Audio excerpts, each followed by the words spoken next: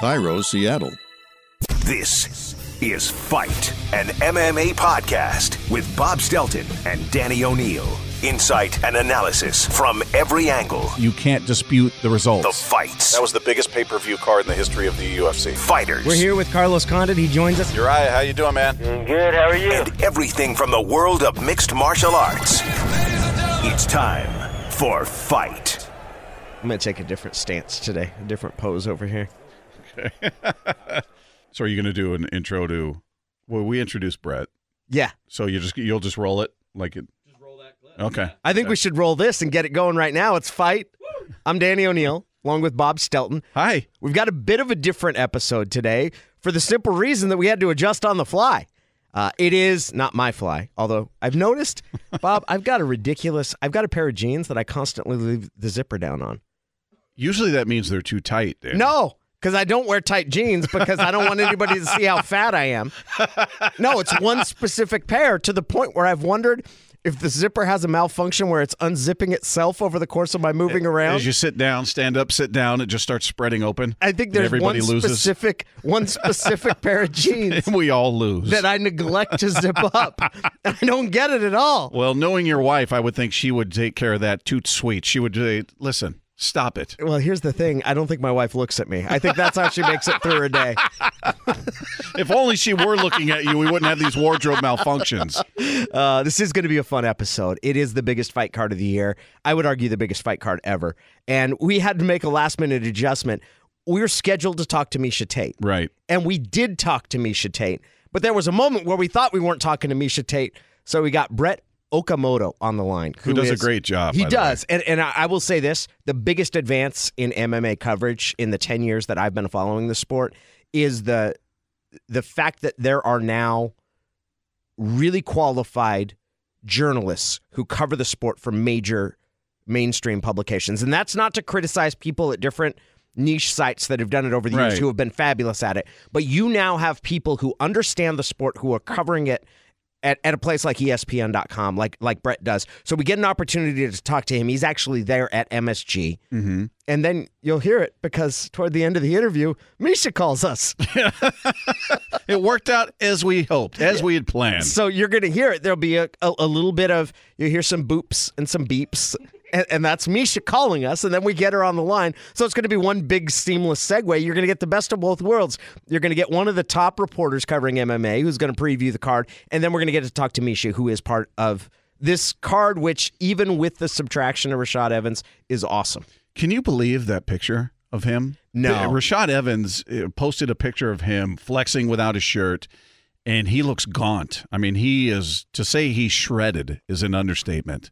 Right. It looks like he has no body fat. Yeah, and it looks like he's sunken. He looks like 189 pounds of Conor McGregor at 135. Yeah. When Conor cuts down that much. And he had 10 more pounds to cut, right? Yeah, and I look at that picture and go, I don't know how that is possible. You know, it's like we talked about this before watching that little documentary on Cyborg and watching her cut weight to get to 140. And she didn't even make it, by the way. Again, she made it to 141.5 or whatever. And she's crying, and you see the fibers of her muscle through the skin. I mean, there's just nothing left to give, physically speaking. And Rashad looked a step away from that. I don't know where there are 10 pounds left on his body to lose. And it just, you start wondering, man, how damaging is that to these fighters as they go on in their life? I mean, you talk about, you're dehydrating the body. I've read all these stories about what it does to the brain, that you're dehydrating the brain, and it has an impact there. And this is something they do 2, 3, sometimes 4 times a year. And, man, to see it to that level, there are guys that can lose weight and they're fine. Roy Nelson can lose weight. He's going to be fine. All he's got to do is cut to 265. But people like cut? I think he does, yeah. Is there Anthony Hamilton, who we had in studio, is a huge dude. But he's just big. I mean, but he cuts to 265. Yeah. So, but it's that's not like Anthony's that. huge. Right. So I'm saying Roy Nelson's got a gigantic beer gut. All those guys have like so much room. I mean, he could cut to 205. You just drain his hump. Exactly right. Except his hump's up front. Yeah, exactly right. It's right below his pecs there. But yeah, but to see people at lighter weights cutting down where you're already lean, you're already really vascular, and to see them go that extra 5 pounds or in that case 10 pounds. I don't know if that had anything to do with why Rashad was pulled from the card because we don't have any details on it. He didn't get medically cleared. You'll hear Brett. Brett explains to us that it was a record keeping, that New York asks for different things. So obviously something came up that New York wasn't okay with him fighting with. Right. And that was the same. He's been paid his show appearance, as has Tim Kennedy. Both made that clear the past couple days. So that's been lost from the card. But the card still, this card's so good, I think I've learned to pronounce a couple of fighters' last names. Joanna Jędrzejczyk. You've nailed it. It's just in your brain now. You're good. Khabib Nurmagomedov. Whoa! Is that right as well? Yeah. Yeah, that's what I'm talking about. He's fighting in the prelims on Fox Sports 1, right? Now, I've heard he's going to fight Michael Johnson. I've heard his first name pronounced differently. Some will go silent K, and some will pronounce it. Oh, Habib? I've heard it both ways. I don't know which way is accurate. How about shish kebab? Well, sure. Go that route if you'd like. But Daniel Cormier trains with him, and I think he's called him Habib and Khabib. So really? It confuses me. Yeah, I don't know which one's accurate. He trains with Crazy Bob, right? What's that? Isn't it Crazy Bob at American Kickboxing Academy, a.k.a.? Yeah, Crazy Bob. I think that's the main trainer there, is the guy known as Crazy Bob. I'm not familiar with Crazy Bob. Yeah, go ahead and Google that, Crazy Bob, a.k.a., and see what comes up, because I believe that's the kickboxing trainer there. Okay. Who is the one of the main guys. So Nurmagomedov is fighting on the undercard, and that gives you an idea, because Nurmagomedov and Johnson, that on a lot of normal cards might even be the number 2 fight. You could see that build there. Those are two guys, and Nurmagomedov could end up being a champion. And that's on the undercard here. Yeah. That's on the prelims. Yep. It's phenomenal. Is Crazy Bob on there? He's I saw his picture, yeah. You thought I was I've seen him before. You thought I was making it up, didn't you? Yeah, I wasn't really sure if you were making a Bob Sapp reference or where you were going with it. But I've heard his name. I didn't realize that was the same person. I wasn't making the connection there at all. It's Crazy Bob. Nurmagomedov is a guy that everybody looks at and goes, man, this guy's got the tools to be a champ. He's a guy that's nobody's beaten. He's undefeated at this point. His problem is he can't stay healthy. He cannot stay healthy. So I'm excited to see him fight again because, I mean, his last fight he fought in April, but before that he fought in April of 2014. 2 years. 2 years, yeah. So he's a guy that is he's missed a lot of time. And he's another guy I heard complaining about not getting a title shot. And while I look at his record and go, yeah, you are undefeated, but you can't be absent for 2 years, have one fight, and go, put me in. Right? Am I being unreasonable? No, I don't think you are. You were gone for 2 years. You don't just get to jump right back in. You weren't the former champ who was a long-time reigning champ, and then you took it's not Ronda Rousey, it's not Jon Jones. You hadn't reached that level yet. So in order to come back and then have some expectation of hand me a shot, I don't see it that way. Do you know what's happening? Everybody sees what Conor McGregor's done. Everybody sees that by being loud and asking for what you want, that you're going to get pretty much what you want. And they popped the leash on Conor once, throwing him off the 200 card, right?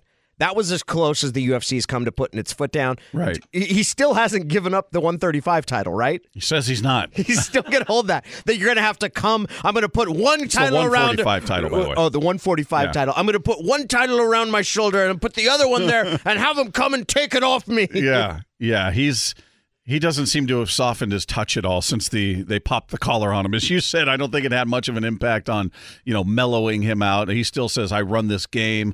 I run New York. This whole thing, I'm the wheel here. If I'm not here, this whole thing sinks. What was his latest quote was phenomenal. It was, everybody does what they're told except for me. Yeah. I mean, it's... See, and everybody sees that. So Nurmagomedov comes out like, oh, you just say what you want and you get it. Why do I love Conor? He's so not the fighter. He's usually the guy you embrace. I know. And typically, Marshall Henderson. I'm usually the one going, enough. I love Conor McGregor. I laugh at everything he says. I am in the bag for Conor McGregor. He says it. I laugh. I think he's hilarious. I think he's a really underrated fighter. And we'll talk to Brett about that, but I think his personality and his shtick is so overwhelming and so big. We all get wrapped up into that. Did you hear what he said? Did you see what he said? Did you see what happened at the press conference? And then the fight happens, and I don't think he gets the credit for his skill level. I'm not saying he's perfect. I'm not saying he's unbeatable. Clearly he's not. But he is a wildly accurate puncher. He's got incredible timing. He's got great movement. Yeah, there are shortcomings in his game. His ground game isn't. We'll see how much he's worked on it for this because Alvarez is a wrestler. But I don't think he gets the credit. As much attention as he gets, it's not for his skill level, or much of it is not about his skill level. It's about who he is. Well, this is the kind of fighter, as he pointed out, that he's been killing for years, right? A little stuffed up wrestler with an overhand right. That was pretty good. Was it good? Yeah. Here's the thing. You feel about Conor McGregor how I feel about Richard Sherman. And it's across different sports, but I think everything that you just said, because I feel the same way about Sherman. I love pretty much everything he does. I don't think people appreciate his skill level. Idiot Whitlock, Jason Whitlock from the whatever, he's on that show, All Takes Matter, or Hot Takes Today. Speak for yourself, whatever that crap Hot is. Takes Today. Yeah, he comes on there and says that Sherman's being louder now to make up for a declining skill level. Like, you haven't watched him play football. Like, you obviously have not, because it's the same sort of way of like, I get what Sherman does. At every step of the way, I get what he does. And people don't recognize how good he is, that he's essentially talking the game and then backing it up in ways that you don't really see before. And that's what makes Conor, in many ways, dude, he wins this fight. He's the first person ever to hold belts concurrently in two divisions. Yeah.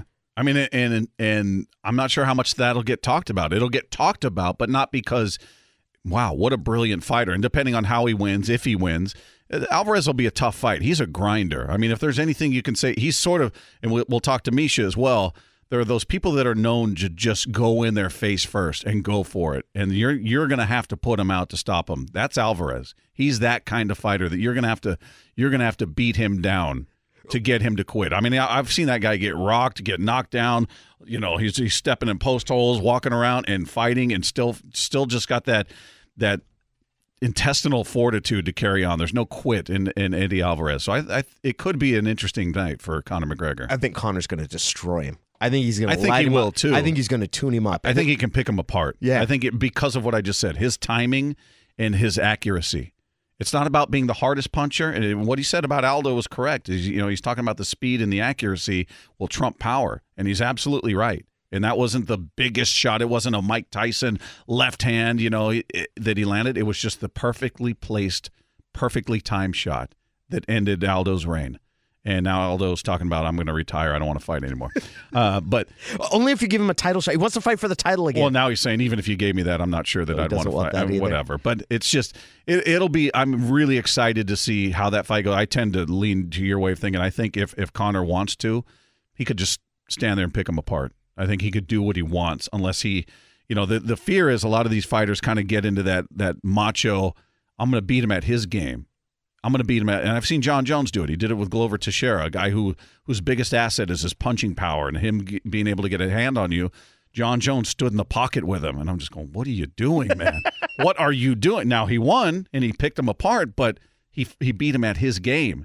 It's not the smartest. It's successful sometimes, but why give the other guy that opportunity? Why not do what you do the best, whether that's wrestling, whether it's jiu-jitsu, whether it's stand-up? Do what you make them adjust to you. Don't go in there and say, you know what, I'm so good, I'm going to beat you at your game, your strength. Because I'm going to come in there and I'm going to beat you up and send you back to your boom town. Your whole boom town. All right. So Conor Alvarez is the headliner. What's the bout on this card that you're looking to, like, second most? What's the one? And unfortunately, we can't watch it together. I'm going to be watching it in Boston. Yeah, you're going to be on the other side of the country. Yeah. Waiting for Seahawks Patriots. What's the number 2 bout? I love watching Donald Cerrone fight. I really do, and he's so much livelier at this weight. We were talking about weight cuts. I think that weight cut is tough on him, and he says he'll fight at either. I know he will. I mean, he's proven that he'll fight at anybody, anytime, anywhere, and apparently at any weight. But him at 170 is just seems more natural for him. And Kelvin Gastelum is another grinder. He's a tough fighter. He's a really tough fighter. And he is so much better than I thought he was going to be. Watching him on The Ultimate Fighter, remember he was the undersized guy. He was the youngest guy on that show. Yeah. You always remember he had the crush on Ronda Rousey, and like it was he grew during the course of that show, because when it started, he didn't look capable of winning it. Wasn't he one of the last picks? Yes. Yeah. I can't remember where he was. Underwhelming. But he was just. I didn't think much of him, and then he beat Uriah Hall in the final. Uriah Hall, everybody was scared to death of because he threw that spinning wheel kick and knocked that killed the guy. Yeah. So he's been surprising all the way through. Now he's had his issues making weight. He's missed weight a few times, and we'll see what kind of condition he comes in. But Cerrone for me is always an entertaining fight. He's never an adult fight. Whether he wins or loses, it's entertaining. So I'm looking forward to that. Nurmagomedov, of course, Michael Johnson, I think, because there's a lot of heat between those two. The trash talk is there. So I'm excited to see that one as well. Chris Weidman, Yoel Romero. I mean, where do you go? Miesha Tate? I think Romero Weidman is the one I want to see. Weidman, I don't think Weidman ever got the credit he deserved when he got and won the title before he lost to Rockhold. Right. He was kind of this interim. I don't think people have appreciated how good he is, but I think Yoel Romero is a potential champion in that division as well. Yeah, Weidman's weird in how he's perceived. I mean, people love him. Mm-hmm. I think he's a great fighter. But I think you're right. He didn't really get that credit for Silva the first time. It was kind of like you got lucky. Correct. Silva's clowning Showboating. around. And then Silva breaks his leg. The second time, right? So they're like, you didn't really beat him. He snapped his leg. So you've been in the cage with one of the greatest of all time twice and beaten him twice. Yet you've kind of gotten this qualified acknowledgement, like, yeah, you beat him, but did you really? He broke his leg. He's clowning, and then you lost, to the guy that got knocked out by the king of the soft touch, Michael Bisping. That's right. Rockhold picked him apart. Yeah, Rockhold destroyed him. Just put a beating on him. And then Weidman apologized for the reign of Luke Rockhold right before Rockhold got taken out. Wasn't that the Twitter post that night? Or was he? He said, I apologize for what America is witnessing. Yeah. I promise you it will end soon. Now, is Rockhold apologizing for Bisping? Oh, God. He needs to apologize to me. To you. Yeah, I'll track that dude down in Santa Cruz. It's time to get in the cage. Double-barreled. Do you remember the Jean-Claude Van Damme movie where there were two of them? No. Double Impact? No. Do you know what the billing? I'm proud to say no. The billing was twice the Van Damage. That is the perfect tagline for you. Yeah. That is right in your wheelhouse. Van Damme, it's coming up next. We get in the cage with Brett Okamoto and then Miesha Tate. It's brought to you by the Emerald Queen.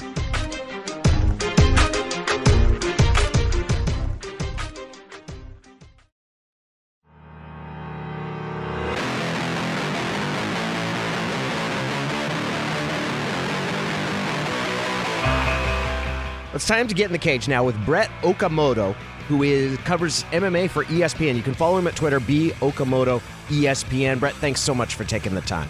Yeah, of course. Happy to do it. So you are at MSG right now because I just saw on your Twitter page an awesome picture of Eddie Alvarez jumping rope. Just in the middle of Madison Square Garden. No big deal. Yeah. Well, it's just funny to see you have this whole big arena. You got the historical floor of the Madison Square Garden, and there's Eddie just jumping rope, and it's like, it's such a simple thing, and yet it's a historical thing, because the UFC has waited so long to have an event in Madison Square Garden, and I've waited a long time to cover one. I think that this is very cool. Well, and it's perfect that it's being headlined by Conor McGregor. I mean, the guy is polarizing. People love him. People hate him. I get it. But you couldn't ask for a bigger promoter of the sport, and on top of that, an exciting fighter. I mean, I think that's the one thing, Brett. I don't know. I want to get your take on just him as a fighter, because I think that gets lost in his personality and his bombast. He's an extremely exciting fighter. He's active. He's very good. I mean, he's just give me a breakdown of your thoughts on him as a fighter, because it really does, in my mind, I feel like get overlooked based on his personality. Yeah, I think we learned a lot about him in his last fight. The whole fact that he moved up 2 weight classes, that a lot of people don't like even bringing that up, because he still fought a lightweight in Nate Diaz. But the fact of the matter is, if you want to nitpick it, you can. But he moved up in weight, and he fought a guy who had a lot of areas to beat him. I mean, Nate Diaz had a lot of avenues to defeat McGregor. McGregor didn't have to seek out that rematch. He could have gone back to 145 and fought an opponent that I think would have been easier for him. And instead, he really wanted to fight the bigger guy, Nate Diaz. And, things did not go completely his way. And we saw him overcome adversity. I mean, it looked like it was almost going to be a repeat of their first fight when, Conor was having success in the first round and Nate had success in the second round. And you just started thinking to yourself, like, this fight is going to end the same way. But then Conor pushed through. And I think he just shows us time and again that he's he's just very good at every element of fighting. He's good at the mental aspect of it. He's obviously good at the promoting aspect of it. He shows up on fight night. He doesn't have off nights. And, it's difficult. It's difficult to put all those things together. How important is this card? You mentioned the historic nature. It's the first time in New York legalizing MMA.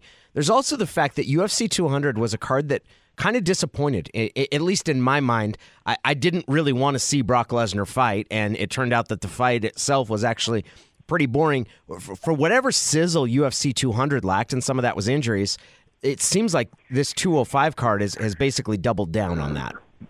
Yeah, it really has, and I thought that UFC 202 did as well when Conor had his rematch against Nate Diaz. So, I mean, we make we don't want to use hyperboles in this sport, but it really does revolve around Conor right now. I mean, in terms of making it feel like it's the big fight, the big event. The events that you hang your hat on if you're the UFC, they revolve around Conor McGregor right now. They're getting Ronda Rousey back at the end of the year, so that's a big plus as well. But you consider what's going on with Jon Jones and the fact that we're not going to see him again, and that was part of why UFC 200 was a letdown. So the UFC always needs its stars, and Conor McGregor is an active, busy, successful star for them. So it's always big when he fights. Brett, every time there's a big card, we all as fans, and I'm sure you do the same thing, cross your fingers that nobody gets hurt, nobody pulls out, nobody gets sick. And so far for this card, it's been fantastic. Nobody's hurt, nobody's pulled out, except for Rashad Evans, who I was actually really looking forward to seeing fight. Have you heard much as to what was going on? We know he failed his medicals, and nobody has been specific on exactly what happened there. Have you gotten any more information on Rashad and why he pulled out? Well, his side says that it's not a Rashad issue; it's a New York issue. The New York State Athletic Commission requests certain medicals that Rashad wouldn't have to clear if he was in Nevada. Now, I'm not opposed to that. I think that the commission's job is to ensure that a fighter is safe. It's looking out for his or her best interests and their health. So if New York saw something in his medicals that they were uncomfortable with, then they shouldn't let him fight. But when you hear from Rashad's side, is that he's fine. He's the same as that he's always been. And if this fight were taking place in any other state, it wouldn't be an issue. So hopefully that is the case, and we do see Rashad compete because, man, I don't know if you guys saw the photo of him on Twitter, but he looked like he was in impeccable shape, just fantastic shape. So it's tough to see him not being able to compete. Yeah, I saw that picture, and I think he was 10 pounds over in that picture. Am I accurate in that?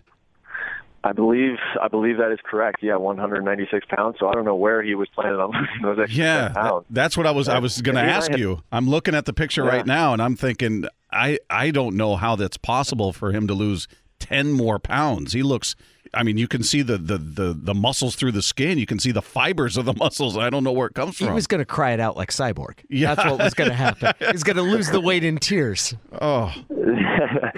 That's usually the case with these guys, man. I've thought that before as well, and then you just realize that, no, you're wrong. I've looked at guys and said, you're never going to make that weight, and the nutritionist and their dietitian says, oh, I'll get them on that weight, and then they do. And I don't think it's necessarily always the most healthiest thing, but it's amazing what these guys, how much weight they can lose, particularly water weight in the final hours. Brett, it's awesome to get a chance to talk to you here. I've really respected the work that you've done as a journalist on ESPN.com and covering MMA there. Is this the most excited you've been for a card? How do you put this in perspective? Yeah, you get those questions a lot. You get them before UFC 200. I've gotten them at various points in my career. When Chael Sonnen fought Anderson Silva the second time, when Chris Weidman fought Anderson Silva the second time. These big fights, that's always the question is this the most excited you've ever been? And I know I've said it before, and I guess I'm saying it again, that I think it is. When it comes down to it, maybe it's just because, it's this week, the event is 3 days away, so of course I'm excited about it. But I got to say that just walking around this city, the New York part does feel real. I think if you're on your couch somewhere else in the country, maybe you don't get the sense of that, but I got into New York last night, and, the election was going on. I was in Times Square, and then, right next to the election feed comes on this big UFC ad, and it's right in the heart of Times Square, giant video screen showing, the UFC coming to Madison Square Garden this weekend, and it does. It feels like UFC is getting that moment, where it kind of stops the sports world a little bit, and the attention is on it. And I think that's only going to increase as Conor, comes out and has a press conference and continues to promote the fight. This thing's going to get even bigger. Hey, Brett, I want to ask you about Jon Jones. You brought him up, and I know you wrote a piece on him on ESPN.com that people can check out, but he's been stripped of the interim light heavyweight title, which, it didn't, if anybody remembers what he said after the fight, it didn't really mean that much to him to begin with. But I was a little surprised at the comments from Dana White, only because he seemed like he was on board with, hey, good news is coming, and we feel good about it. He kind of on his side a bit, it seemed like, and then you read the comment of Jon Jones has blown it in every way, shape, and form for a guy with that much talent to blow it. Greatest talent ever, biggest screw-up ever. I was a little surprised that he was that, I don't know, just that pointed, that harsh with him. And not that he's not accurate, but he seemed to sort of be on his side of, hey, this is not a guy who was cheating, and it turns out he wasn't cheating. He did screw up. He didn't pay attention to what he was taking. But are you surprised at all by Dana's comments? No, I mean, you got to remember Dana is a pretty blunt guy. He says what's on his mind, and especially that, he gave me those comments. And I've known him for so long. I've known him for years. He kind of has a conversational tone sometimes. That's just how he is. He doesn't really hide his word, and he says what's on his mind, especially when he feels really comfortable with in the context of the interview. I mean, I don't know if I'm Dana White, if I'm saying those exact words, but you can definitely understand his frustration. I mean, when you think about it, the amount of money and the amount of time that Jones has wasted for the UFC and the people who work there, because all we do is from the outside is we see a fight fall apart. But for the UFC, I mean, you think about just the resources that they've wasted on Jon Jones over the last 2, and now it's going to be 3 years by the time the suspension is up. And you come to find out that this latest one was what? Because he took a pill from a friend that he didn't, take the time to find out exactly what it was. That's extremely frustrating, And if you're a promoter who spent a lot of money on Jon Jones, it'll lead you to say things like what Dana said. Well, and we see they gave him the maximum penalty that they could have given him, which I was a little surprised considering even they acknowledge he did not do this with the intent of gaining a competitive advantage. So I thought the punishment was a little odd. And then on top of that, the Nevada State Athletic Commission still has yet to render their punishment. What do you think that they sort of stand back and say, well, he's serving a year for this, or do you think they're going to pile on top? What do you expect from them? Well, I think if I had to take my best guess, I am guessing that Nevada will do the same thing as USADA. And I think the reason that they'll do that is if you just look at precedent, if you look at, because that's what they're going to do. They're going to treat this, or at least they should, and this is how they try to operate. And sometimes it goes haywire, as we all know about that Nevada Commission. But what they try to do is they try to approach it from the same way you'd approach a legal case, which is, okay, this is the crime that's been committed. What is the precedent? What is the punishment that has traditionally gone with this? And I mean, if you just look back 1 year ago, Anderson Silva had a very similar case, and he was suspended for 1 year. The detail on Jones's case is that this is actually the second time that he'll be sanctioned by Nevada, because Nevada fined him a large amount of money when he fought Daniel Cormier at the MGM a couple of years ago. So they may look at that and say, this guy is now a quote-unquote problem. This is his second offense. This is the second time we sanctioned him. This is the second time he's been in front of us talking about something like this. It's not a second drug offense.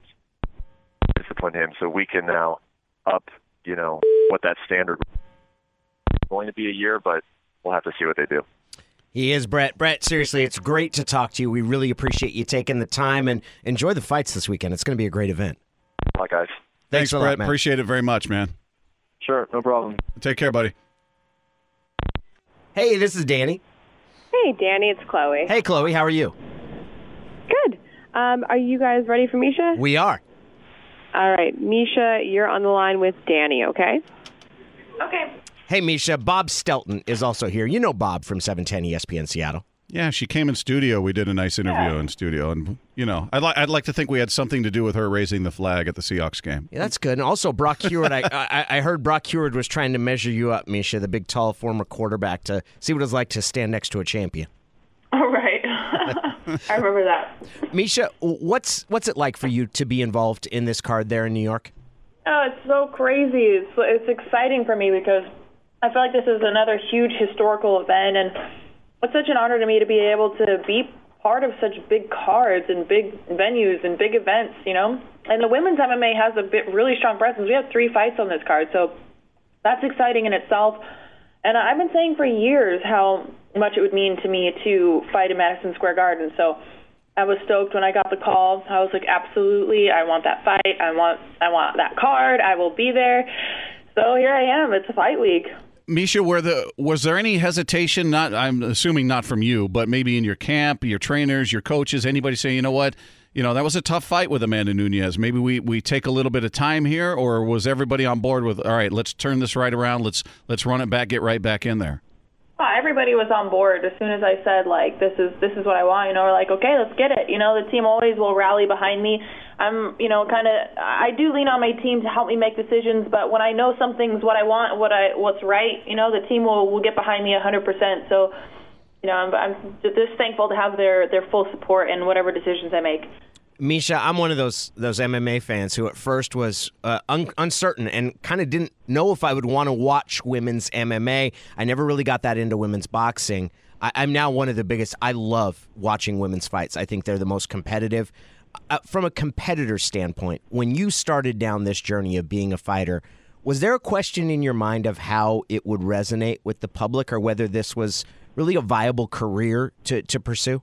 Yeah, no, when I first started, it was like there was no future really, foreseeable future, no foreseeable future. I've been fighting for about 10 years, so it's definitely evolved and changed, and it's been something that I've literally been fighting for since day one, to get to the UFC and to get that recognition and to, have women's MMA accepted as a real legitimate sport. So I'm stoked. I know that you're not the only person who has felt that way about women's mixed martial arts to begin with, and then really became a big fan. So, shout out to all those people that maybe at first didn't know if they would be into it, and now they love it.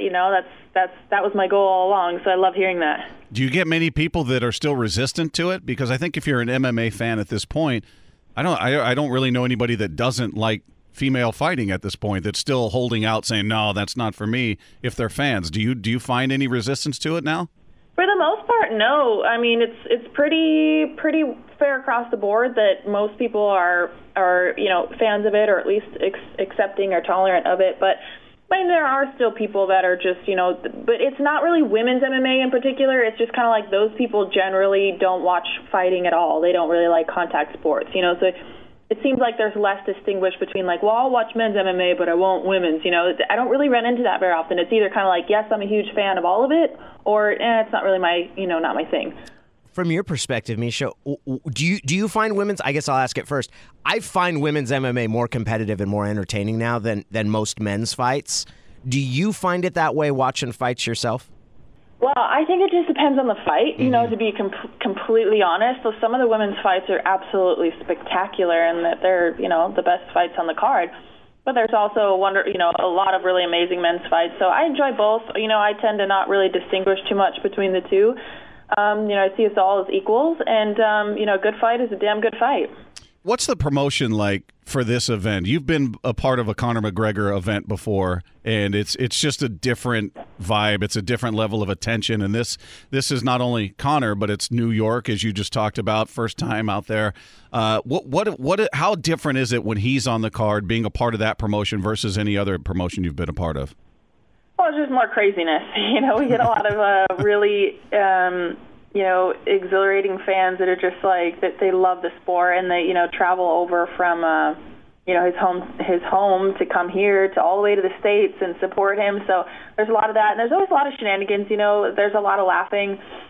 He's a very funny guy, and it's always very entertaining, and there's always just a lot of media, a lot of press, a lot kind of going on, a lot of moving pieces, but it definitely makes for good entertainment, and it's fun, and it's good for the sport. You wearing a helmet to the press conference? There's sometimes bottles get hucked, Miesha.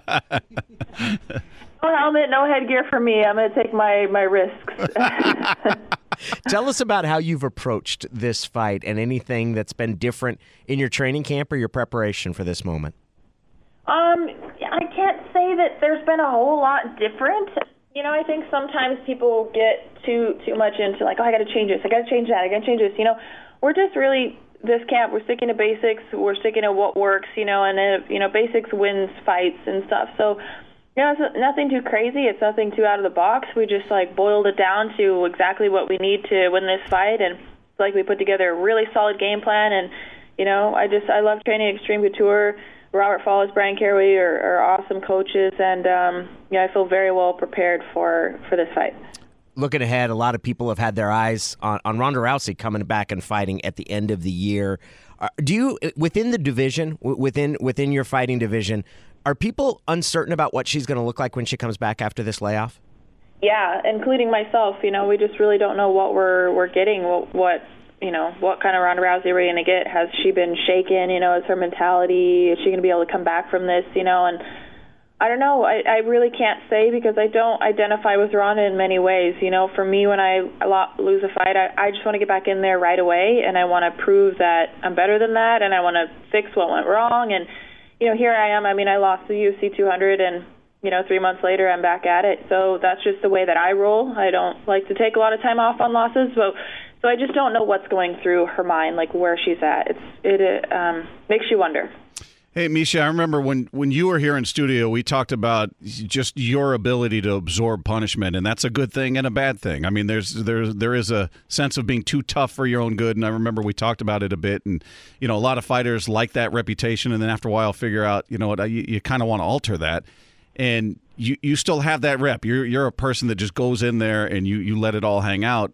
Has that changed at all for you on the heels of the Nunes fight, or some of the fights you've had that have been knockdown, drag-out fights? Is there a part of you where you say, I don't want to change much in training camp, but at the same time, maybe I address my defense, or maybe I address my willingness to just go in there and go for it?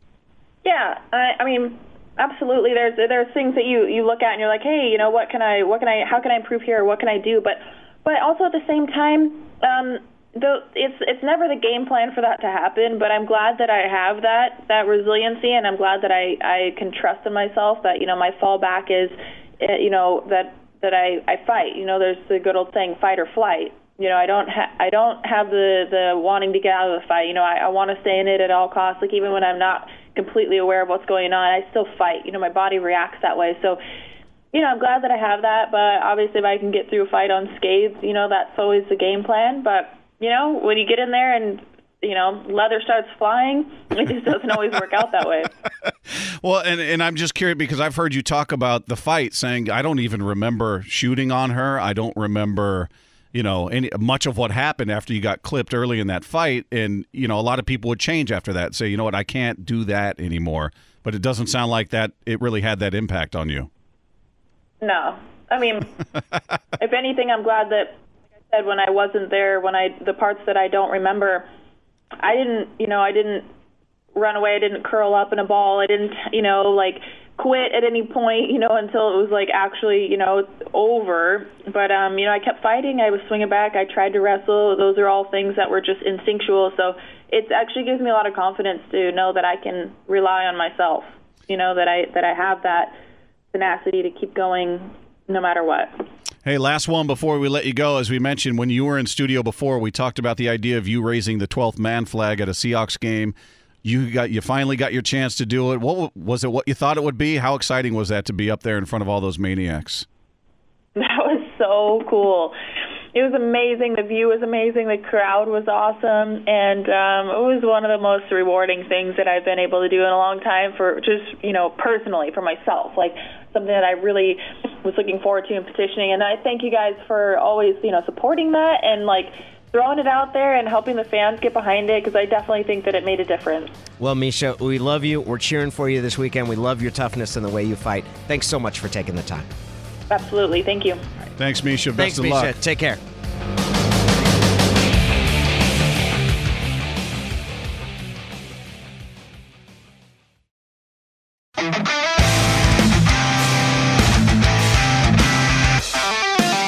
Bob, that was an extremely graceful way to ask Miesha about the number of punches she catches with her face. Well, the only reason I felt comfortable asking about it is because I asked her before, and it was in person.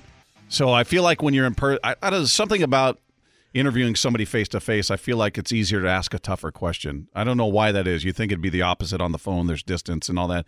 But, and she answered it well when I had talked to her the first time. Like, yeah, defense is important. I understand, you can't make a living taking a beating.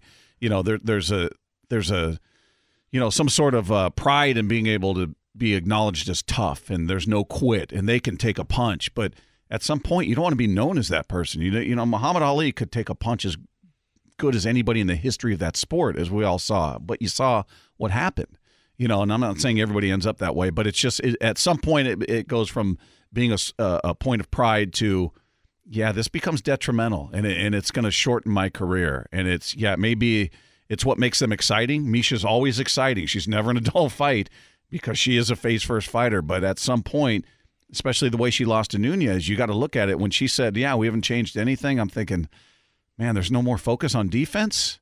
I mean, you didn't watch that tape and go, okay, I've got to start moving to my left more. I've got to start keeping my chin down, my hands up more. I've got to, whatever the problem is they diagnose, don't you address that? Here's what I think.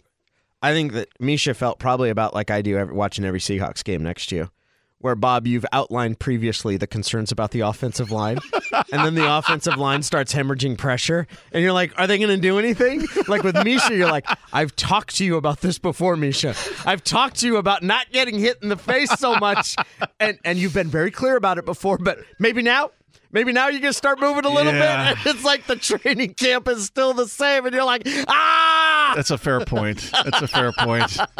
I think her fix is easier than the offensive line of the Seahawks, by the way. She just has to move her head a little bit more. Yes, it's one person. It's one person watching them going, oh, yeah, you know what? This sucks to get hit in the face.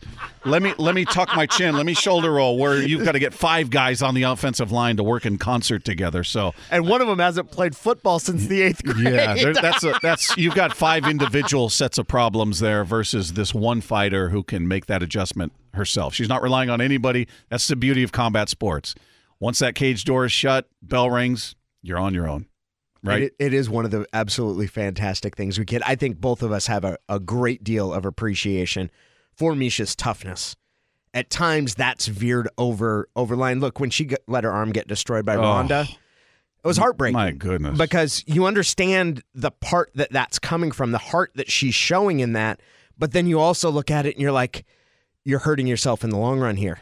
Just in a no-win situation. There was no call for it. Right. You know what I mean? It was. But that's also part of the reason, and maybe this is different appreciations. I've talked about it now probably about 15 times, and eventually we are going to do the piece on Chris Lieben, who's one of my favorite fighters, that sometimes you love fighters for their flaws. Yeah. And Miesha is one of those fighters, I think, that I love for her flaws. I love how tough she is. Yeah. I think that toughness is something that probably it's probably cost her. It definitely cost her time when she let her arm get destroyed. It's also, look, watching Nunes has been a very up and down fighter. Right.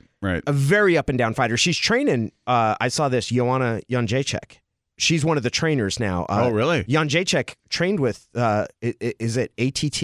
It was in Florida. I always get it screwed up when I'm pretty sure it's ATT. Yeah, American Top Team's out there. Mike Brown is the ATT. Black Zillions are out there. Right, because those are the two, which is weird because they're really, really hostile to each other. Yeah, well, they were on the show together. Correct. Ultimate Fighter. ATT is where Mike Brown is, right? The guy, the WC so. champion with the one beard. that fought Uriah Faber. Yes. That's twice. She's Jędrzejczyk is trained there with Nunes. Nunes has been an up and down fighter. She picked Miesha apart. And it was tough to watch. I thought Miesha was going to win that fight because I watched Nunes on the undercard of Conor Diaz 1. I was there in person, and she didn't look good. She won, but she got gassed out. She kind of just found her way through the final round. I mean, she didn't look great by any stretch. And I remember talking to Miesha about that. Like, man, I don't know about her gas tank. She's not coming off a great performance, but yeah, she couldn't have had a better performance than she did against Miesha. Yeah, and so that was tough to watch. I'm looking forward to this card. We also brought it up with Brett. Maybe the biggest news of this week, as good as this card is, the biggest news is Jon Jones, the suspension, what that means for him going forward. It seemed like that there was some traction to his explanation of why he failed the test. Well, it seemed like they validated everything he said. They said, yeah, there was no intent to cheat here. This was they got a sample of the pill that he took, which apparently was some alternate version of Cialis. And he's an idiot. Like that should be clear. It tested dirty for those particular substances he that were found in his system. So they all concluded, they all agreed, yes, this was not a guy who was trying to gain a competitive advantage. He was not HGH or steroids or any of the other stuff we've seen guys do. They all agreed. That everybody on that panel said, yeah, there was no intent here. But despite that, you're getting the maximum. The maximum was a 1-year suspension, and they gave him the maximum. And the Nevada State Athletic Commission still has yet to hand down their penalty. It's brutal. It's awful. It stinks. There's part of me that wishes they'd apply some common sense. There's also part of me that says those substances are on the list for a reason. And whether or not you intended to cheat or not, if you get those substances in your body, especially if you're a person that's previously failed a drug test, right, like Jon Jones has, you should not have taken the boner pill from the Quickie Mart. Right. You should not have gotten the herbal ginseng or whatever the hell was being sold. He got it from his friend. Right, which makes partner. it even worse, probably because he got it from the Quickie Mart. Like, this is right up there next to all the cheap pop pipes and what are the other things that you find there. When I was in high school, we used to do, and there's people might end up getting mad. There were it was mini thins is what they were called, and it was little ephedra tablets. Okay. It's speed. That's what it was, and we bought them from the convenience stores. And at the age of 18, not being tested for anything, I would have known that that's the sort of stuff that you shouldn't put in your body. Is something that like, hey, this is a little something for a pick-me-up, or hey, here's a herbal alternative to Cialis. Yeah, I think I'm too much of a fan because I keep looking at the other side of it going, all right, he's taking something that's completely it's not connected to performance in terms of athletics and things like getting bigger, stronger, faster, any of that stuff. He's looking at something that's completely separate, and his buddy's going, yeah, I use this, it works great here, whatever your issue is. I could see him not making the connection, like, well, this isn't a protein drink, this isn't a supplement, this isn't a, here, take this ginseng, or here, take this oil pill, or take, you know what I mean? It's not I look at it as such a separate thing that I could see him going, yeah, this is not even considering it. Dude, right? I guess if you considered him the most naive human in the world, but he comes from. All right, I'm too much of a fan. I'm giving him too much credit for being naive. He's failed a drug test before, which was for cocaine, we believe, right? And even that, again, I'm making an excuse for him, but you're not supposed to be testing him for recreational drugs out of competition. It's like, that was made public. Okay, that's fair. I get that. His brother, two of his brothers play in the NFL. Yep. One of whom went walking shirtless after smoking spice into the neighborhood cop shop in New England. Like, I think that his family history and his own personal history is enough that you'd stop taking stuff with unclear origins. You know, that's fair. It's totally fair. And as I hear myself sort of putting a defense up, I feel how thin it is.